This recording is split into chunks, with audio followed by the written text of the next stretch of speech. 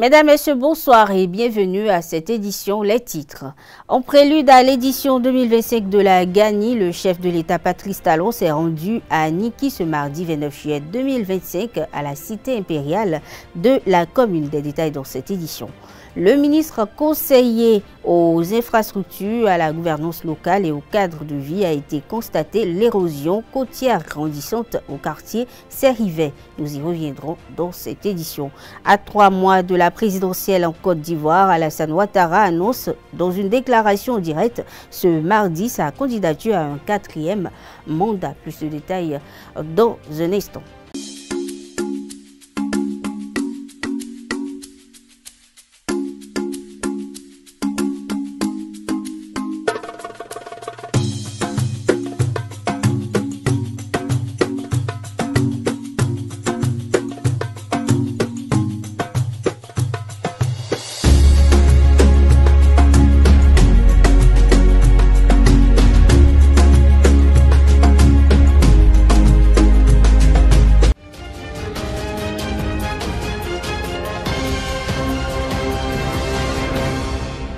À nouveau, bonsoir. Le chef de l'État, Patrice Talon, a effectué une descente ce mardi 29 juillet 2025 à la cité impériale de Niki. Patrice Talon a été reçu pour l'occasion par son Altesse impériale Serotoru Tuko Sari. La visite, il faut le noter, intervient en prélude à la GANI 2025. Prévu du 5 au 7 septembre prochain, la célébration, il faut le noter, se déroulera dans un nouveau cadre aménagé.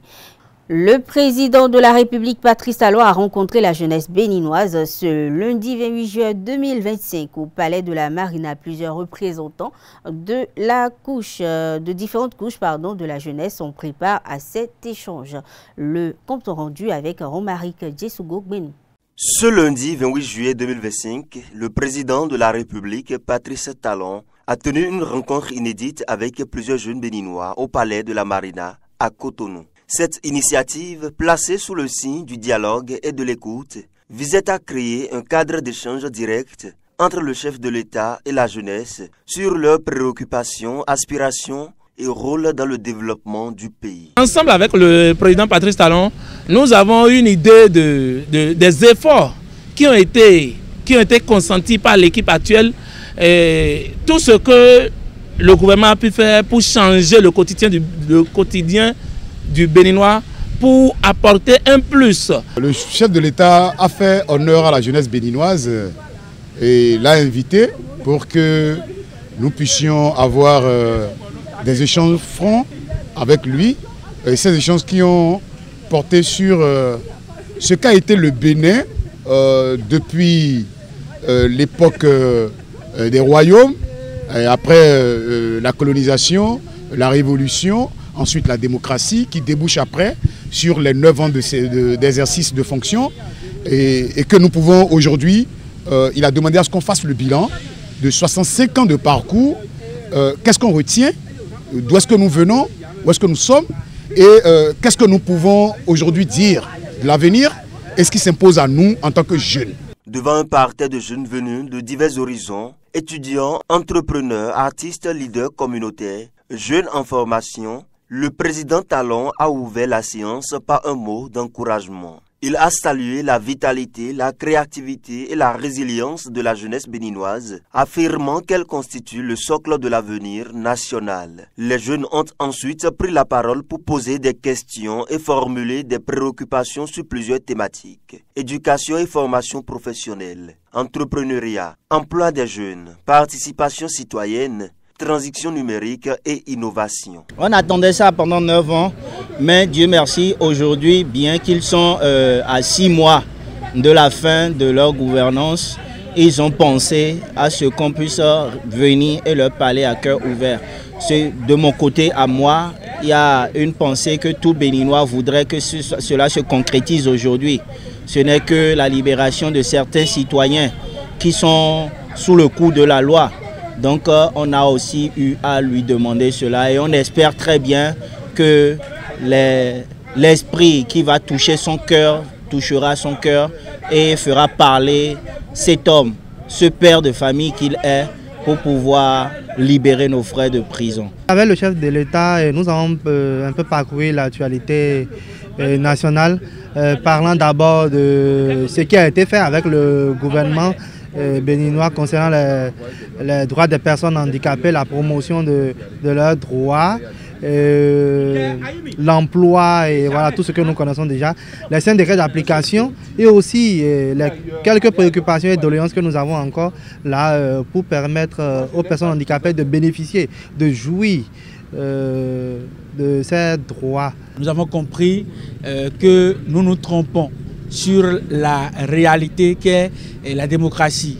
La démocratie, loin d'être l'image que nous nous faisons, doit nous permettre de sélectionner et d'avoir des présidents, des dirigeants qui méritent d'être à leur place. Des réponses franches et des engagements, le président Talon a répondu avec franchise et pédagogie à chaque intervention.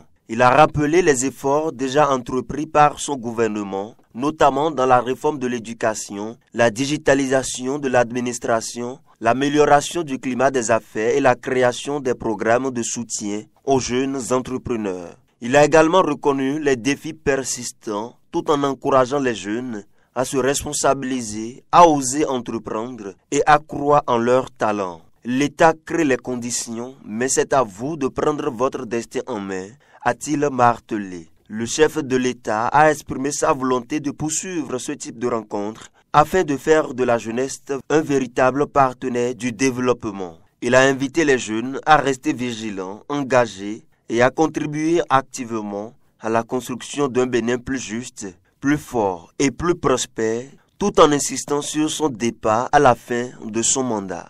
J'ai vu le chef de l'État dans une posture très relaxe et il a encore martelé une fois de plus qu'il partira. Il partira au soir de son dernier mandat.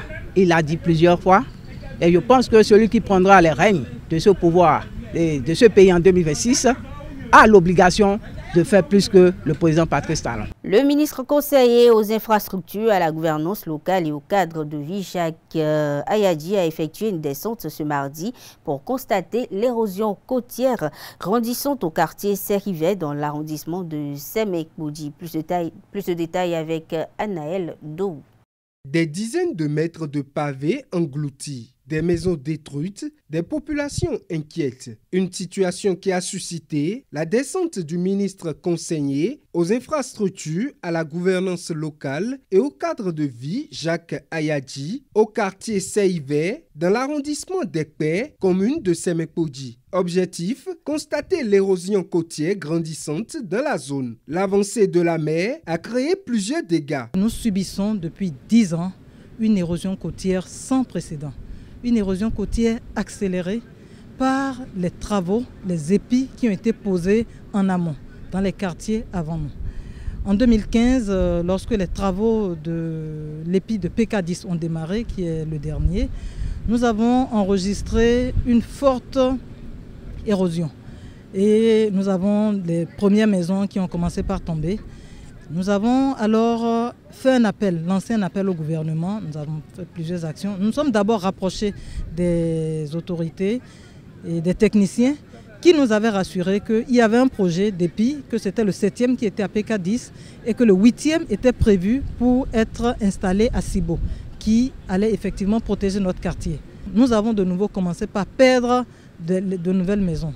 Chaque année, je vous dis ici à Serivet, c'est 15 à 20 mètres que nous subissons. C'est vraiment un cri. Nous sommes angoissés, nous ne savons plus à quel sein nous vouer, nous ne dormons plus. Une situation qui inquiète les citoyens de la zone qui sont de plus en plus préoccupés pour leurs habitations. On est à la 6e rue. C'est la 6e rue ici. Ça veut dire que 5 rues sont dans la mer. Parce qu'au fait, quand vous prenez le niveau de l'épi là, vous avez au moins la dernière rue qui était à peine à 50 mètres de la fin de l'épi. Parce que l'épi ne s'arrête pas là. La tête de l'épi a été avalée complètement par la mer. Parce que si vous voyez l'épi, vous allez croire qu'il s'arrête là, non. Mais la tête a été complètement avalée. Donc à partir d'ici, nous avons 5 rues dans la mer. Et c'est incroyable. C'est incroyable. Surtout en marée haute, le phénomène est violent. Les populations réclament une prompte réaction du gouvernement pour sauver leur quartier qui se fait avaler peu à peu par la mer. Une requête à laquelle le ministre conseiller promet une suite favorable. C'est pour faire savoir qu'il a mis en place un collège de ministres conseillers. Mais il nous a dit qu'il ne faut pas seulement faire savoir aux populations. Il faut, en allant vers les populations, me faire remonter les difficultés. Donc ça, c'est une difficulté, j'ai vu, je vais faire remonter. Et donc, la décision, ce n'est pas à mon niveau, la décision c'est au niveau du chef de l'État, c'est au niveau du gouvernement. Une réaction imminente du gouvernement du président Patrice Talon est attendue car il urge de sauver les investissements des populations de Seivert et surtout les investissements publics. La Banque africaine de développement BAD a approuvé un financement de 30,25 millions de dollars, soit environ 18,15 milliards de francs CFA. Objectif, renforcer la résilience climatique de 150 000 exploitants agricoles béninois, principalement dans le nord du pays. L'annonce a été faite à l'issue d'une réunion du conseil d'administration de l'institution et ce financement de la BAD constitue ainsi un levier essentiel pour sécuriser les revenus agricoles, améliorer la sécurité alimentaire et réduire les risques de tension sociale dans les zones les plus exposées.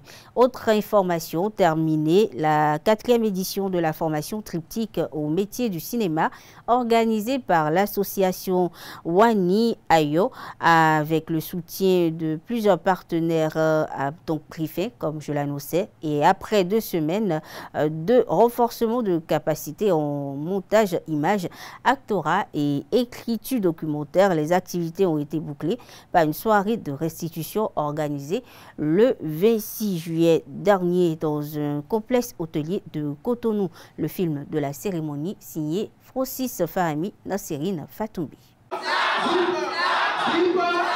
C'est l'apothéose de la 4e édition de la formation triptyque métier du cinéma. Pendant 2 semaines, l'association Wani Ayo de Telakomaou a renforcé les capacités d'une 40aine de jeunes dans les métiers du 7e art. Notre journée a été rythmée, animée par 3 modules. L'actorat, qui a réuni 33 apprenants passionnés du cinéma. L'écriture documentaire, qui a rassemblé 8 jeunes passionnés, curieux de raconter. Et la post-production, montage, image, tout aussi essentiel dans la chaîne de production des films, qui a réuni 7 formés désireux de donner une forme et un rythme aux histoires que nous portons.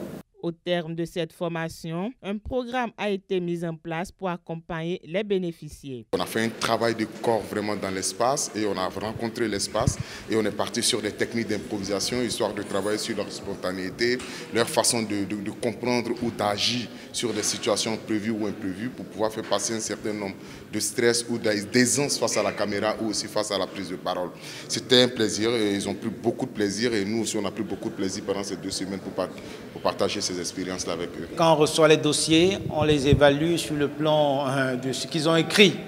Maintenant, il fallait quand même s'assurer que ce qu'ils ont écrit correspond à ce qu'ils savent réellement faire. À partir de là, maintenant, on devait réarticuler la formation pour leur permettre d'évoluer dans leur métier, dans le métier qu'ils ont choisi. Donc, on a commencé tout naturellement par revoir les bases, faire comme une révision générale pour nous assurer que les éléments les plus pertinents de la post-production sont compris aussi bien de manière théorique que pratique. Ces jeunes formés au métier du 7e art se réjouissent des compétences acquises et se sentent prêts à affronter et s'intégrer dans la vie professionnelle. À travers cette formation, nous qui sommes jeunes talents, on apprend beaucoup de choses. Alors déjà, moi, je peux dire qu'avec cette formation, j'ai compris qu'il y avait une différence entre un comédien et un acteur. Parce qu'on a déjà appris on a appris plein de trucs qui nous montrent que l'acteur, il limite un personnage. Et son corps et son esprit sont ses armes. Les différents sponsors et partenaires réitèrent leurs engagements à soutenir cette initiative. Des attestations ont été décernées aux stagiaires désormais prêts à prouver leur talent et savoir-faire. Actualité hors de nos frontières à présent, Alassane Ouattara, candidat à la présidentielle d'octobre 2025. Le chef de l'État ivoirien a officialisé sa candidature lors d'une déclaration retransmise sur NCI dans l'après-midi de ce 29 juillet. Le président ivoirien a précisé qu'il est candidat parce que la constitution du pays l'autorise à faire un autre mandat et sa santé le permet. Il justifie sa décision par la nécessité d'une gouvernance aguerrie et selon lui, la menace terroriste grandit dans la sous-région et les incertitudes économiques au niveau international constituent un risque pour le pays. Il a insisté sur le fait que c'est une réalité que personne ne peut nier. Un des points marquants de son annonce est la nouvelle promesse de passer la main à la nouvelle génération. Le bureau du vérificateur général BVG du Mali a transmis à la justice plusieurs dossiers mettant en cause la gestion financière de l'ancien Premier ministre Choguel Maïga. Le Premier ministre Choguel Maïga limogé en novembre dernier. Ces affaires désormais connues sous le nom de dossier Choguel Maïga portent sur des irrégularités dans l'usage de fonds publics à hauteur de près de 2 milliards de francs CFA selon les sources judiciaires. Le premier dossier concerne des dépenses engagées lors d'une cérémonie d'inauguration d'un ouvrage. Le deuxième est lié à des frais de mission attribués de façon indue selon le rapport du BVG. Le procureur général de la Cour suprême aurait passé tout le week-end à étudier ces affaires dont les retombées pourraient conduire à une convocation prochaine de l'ancien chef du gouvernement. Et selon certaines personnes, l'affaire prend une tournure politique. L'ancien Premier ministre est visé car ce dernier serait critique envers la junte au pouvoir selon des critiques. Dernière information de nos frontières, les Pays-Bas ont déclaré ce lundi 28 juillet les ministres israéliens de la Sécurité nationale Itamar Ben-Gvir et des Finances Bezalel Smotrich, persona non grata et étrangers et désirable, a annoncé le chef de la diplomatie néerlandaise Caspar Veldkamp dans une lettre abordant la situation humanitaire à Gaza. Les deux ministres israéliens ont incité à plusieurs reprises la violence contre les colons, contre la population palestinienne. Ils prônent constamment l'expansion des colonies illégales et appellent à un nettoyage ethnique dans la bande de Gaza, a ajouté l'autorité en question. On parle d'une autre information dans cette édition. L'association Ganvier Sport Nautique, en collaboration avec l'Institut français de Cotonou et la mairie de Soava, organise la 5e édition du festival des sports, culture et arts nautiques FESCAN Ganvier à la faveur d'une conférence de presse tenue dans la matinée de ce mardi 29 juillet. Yakubu Onichongo, président de la dite association, rappelle l'objectif du festival. Il est au micro de Comme Lancontin à Moussou. Comme son nom l'indique, c'est un festival qui vise à mettre en lumière ou sous les projecteurs les peuples lacusses, non pas de Ganvier, non pas non plus de la commune de Soava, mais les peuples lacusses d'Afrique et du monde. Vous savez, c'est un peuple singulier qui fait partie des minorités peu entendues dans le monde, et il nous faut, en tant que fils de ces milieux-là, travailler à mettre sous la lumière nos traditions, nos sports, nos arts, danse, rite, tout ce que vous savez. Et c'est ce que nous essayons de faire depuis 5 ans, 5e édition donc cette année. Nous l'avons initié, comme j'étais en train de le dire, parce que l'objectif à la fin, c'est d'avoir un creuset qui met ensemble l'ensemble des peuples lacustres du monde pour nous faire entendre et pour que la communauté internationale tienne compte de nos particularités. Pourquoi pas d'ici là, ne pas avoir un représentant de ces peuples-là en tant que membre observateur de l'ONU. Ça fait partie de nos objectifs. Voilà les raisons pour lesquelles nous sommes en train de nous battre. Cette année, ce festival a lieu du 28 au 31 août 2025. Restons toujours au micro de Komlan Quentin Amoussou pour suivre cette fois-ci le contenu de la 5e édition. Une dizaine d'activités sportives, beaucoup d'activités en matière de formation et d'exposition artistique. Nous avons des activités en matière de protection de l'environnement. Nous avons des activités en matière de la promotion de la femme et de la jeunesse, et j'en passe. Les plus grandes innovations de cette année concernent notamment, au titre des activités sportives, le Pyro-Tour, qui est inspiré du cyclisme que vous connaissez. Vous nous connaissez avec la course de pirogue traditionnelle qui met aux prises les différents villages, les différents arrondissements qui participent. Cette année, nous allons tenter quelque chose d'exceptionnel en faisant du Pyro-Tour à travers la commune de Soava. C'est une course sur longue portée,